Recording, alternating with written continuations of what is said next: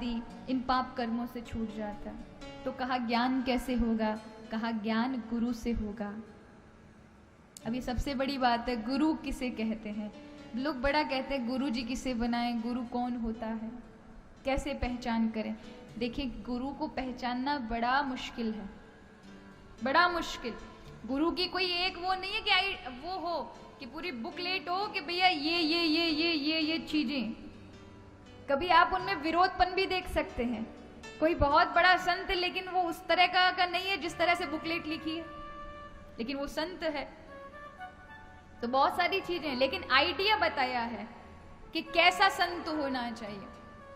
यहाँ कपिल देव जी बता रहे हैं संत के गुण क्या हैं, गुरु के गुण क्या हैं। तितिक्षवाः कारुणिकाः शुरदय सर्वदेहिनां अजात शत्रुवा शान्तवा साधवा साधुभूषण। तितिक्षवाः, तितिक्षवा कहते हैं सहनशीलता को। ये सहनशीलता आना बड़ा मुश्किल है हमारा। सब कुछ आ जाएगा लेकिन सहनशीलता नहीं आएगी। आ सकती है?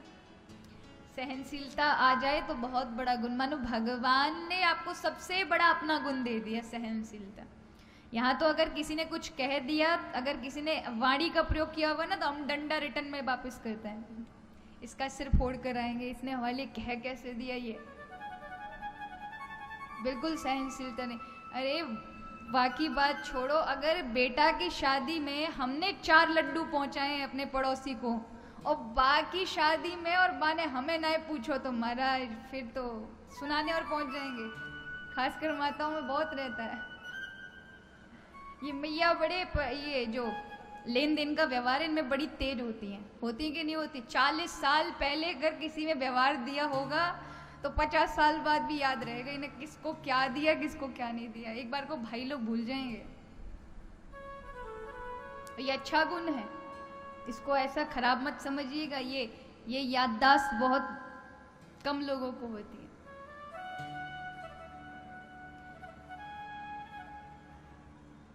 तो तितिक्षवाः सहनशीलता, कारुणिकाः करुणा की मूर्ति हो, शुरदय सर्वदेहिनाम सबके प्रति एक समान व्यवहार रखने वाला हो। अजात शत्रुवा माने ये नहीं कि वो उसका कोई शत्रु ना हो, शत्रु हो लेकिन वो किसी को शत्रु ना माने। शांतवा शांत रहने वाला, साधवा साधुभूषणा मई अनन्येन भावेन मेरे अलावा अन्यत्र कहीं मन ना जाए, मेरा नाम ले, मेरी चर्चा कर, मेरे लिए अपने रिश्ते सगे संबंधियों को त्याग दे, ऐसी सामर्थ्य रखता हो।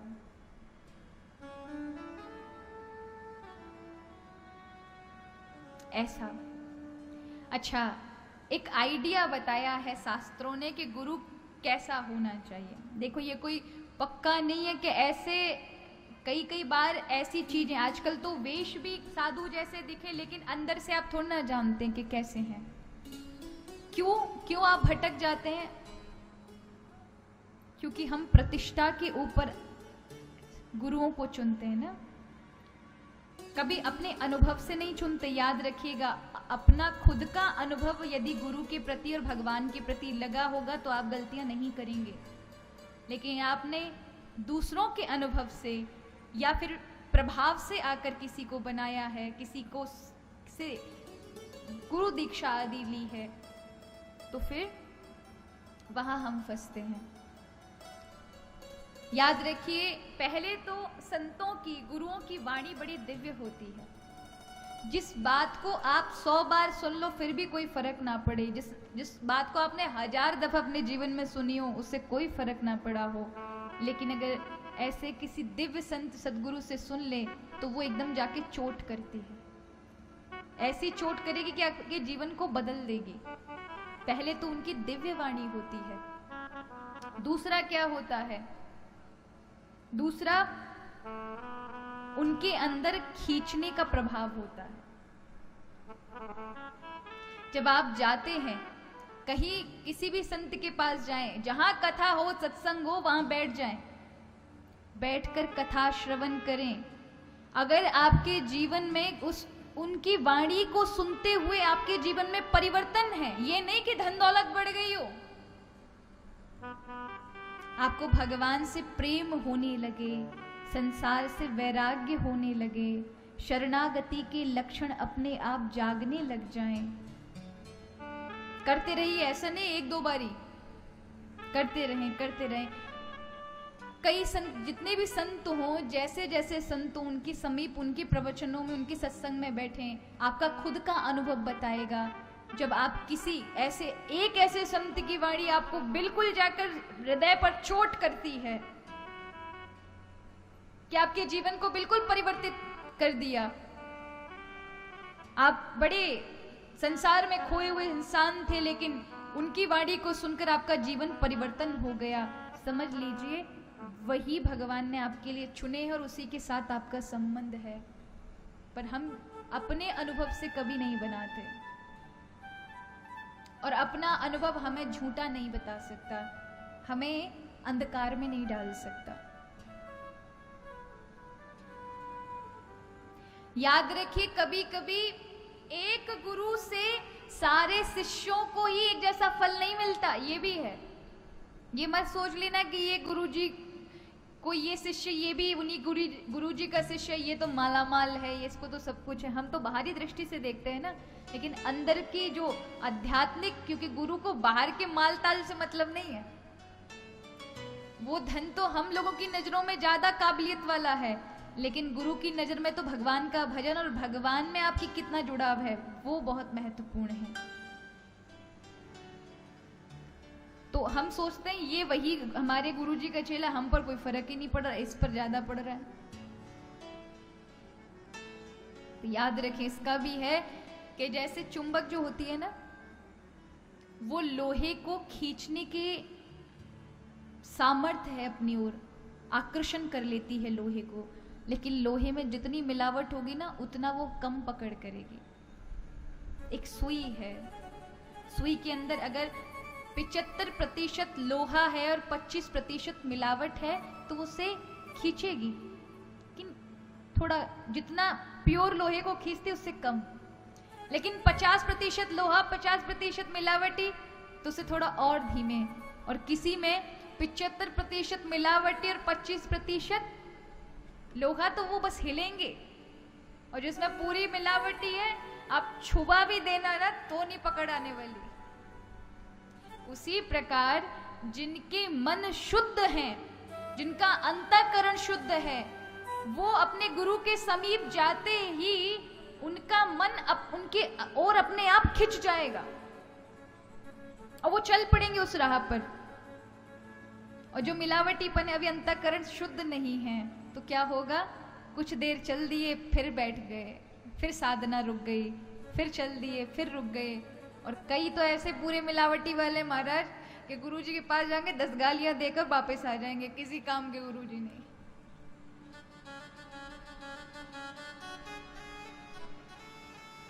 गुरु वो है, नाम सुना देने का मतलब गुरुजी नहीं है। गुरु नाम श्रवण करे, लेकिन साधना भी बताए कि अब आपको ऐसे मार्ग पर चलना है और इस प्रकार से आपको कार्य करना है। शाब्दिक ज्ञान जो होता है, वो आपकी साधना जो आप कर रहे हैं उसमें अगर शंका उठ जाए तो वो उसको निवारण नहीं कर सकते। शाब्दिक ज्ञान के ज्ञानियों के पास अनुभव नहीं होता, लेकिन जो उस साधना में रहता है उसे अनुभव होता है। अगर हमारी साधना में कोई शंका है तो वो उसका तुरंत निराकरण कर देता है गुरु के पास, क्योंकि वो उसके अनुभव ही हैं।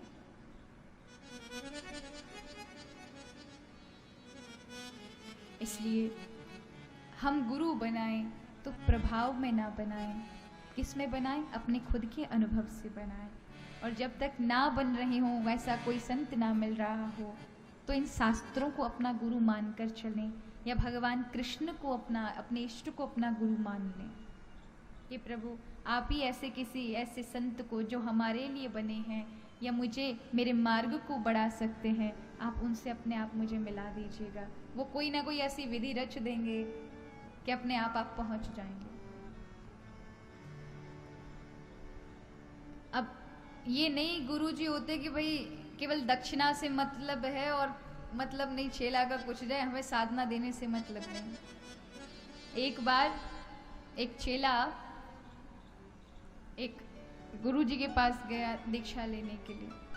तो गुरुजी ने नामदान दिया उसे कान में और कहा कि तुम्हें नामदान मिल गया, चलो अब दक्षिणा निकालो।